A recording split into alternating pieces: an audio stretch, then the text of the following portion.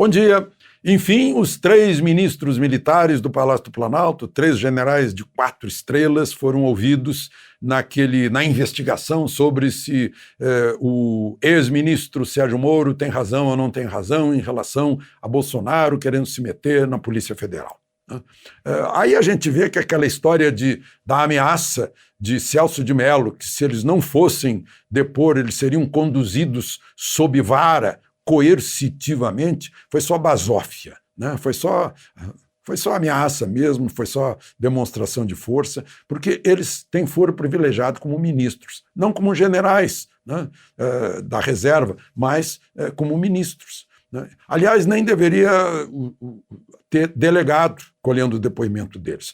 O depoimento deveria ser colhido pelo regimento interno do Supremo, pelo próprio ministro Celso de Mello, ou algum outro ministro de algum tribunal superior, ou algum juiz que ele nomeasse para fazer isso, né? Mas, enfim, a humildade dos ministros generais, né, não protestou quanto a isso, e já foi feito o depoimento, né? A gente está falando que tudo isso aí parece que a montanha vai parir um ratinho, né? Como diz o título de Shakespeare, né?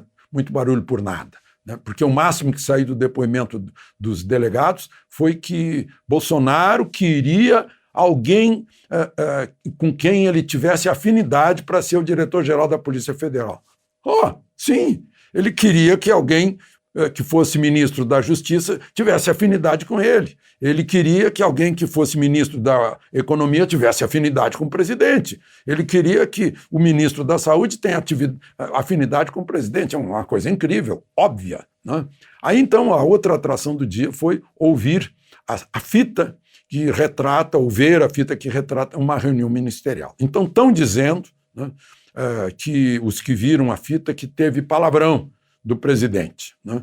Aí eu pergunto para vocês aí, em alguma reunião de diretoria de empresa não teve palavrão, né? Todas as reuniões de ministério que eu tive a oportunidade de ver, né, teve palavrão, né? São conversas informais, né? Não é solenidade pública, né? Estão tratando de questões internas. Imagina, e até o perigo, né, de divulgar essa fita, porque é como se divulgasse a fita de uma reunião de uma grande empresa que está querendo acabar com a concorrência, né? Isso é segredo.